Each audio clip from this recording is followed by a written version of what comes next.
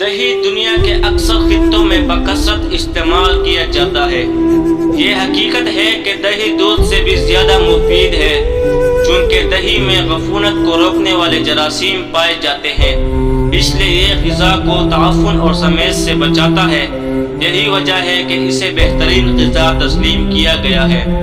Europe کے ایک سرکردہ ڈاکٹر پروفیسر میکنیکاف نے بلغاریہ کے دورے کے دوران میں بلغاروں لوگوں کی جسمانی قوت اور درازی عمر کا سبب دریافت کیا تو انہیں معلوم ہوا کہ یہاں کے باشندے دہی بکثرت استعمال کرتے ہیں۔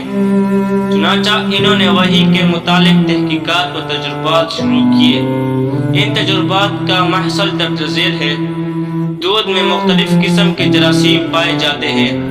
ان میں سے بعض تو دودھ کے روغنی اجزاء کو علیحدہ کرتے ہیں، بعض اجزاء جنبیہ کو فاسد کرتے ہیں اور بعض اجزاء شکریہ پر عمل کر کے اسے ترشی میں بدل دیتے ہیں۔ ان ترشی پیدا کرنے والے جراثیم میں سے بعض تو سرکہ پیدا کرتے ہیں اور بعض ایسڈ اور لیکٹک ایسڈ پیدا کرتے ہیں، جبکہ ان کے اثر سے دودھ میں ترشی کی خاص مقدار پیدا ہو جاتی ہے۔ تو دودھ کے اجزاء جب یہ جم جاتے ہیں، جسے دودھ جمانا یا پھٹنا کہتے ہیں، یہ جراثیم دودھ کے شکری اجزاء پر عمل کر کے اسے لیکٹک ایسڈ میں تبدیل کر دیتے ہیں۔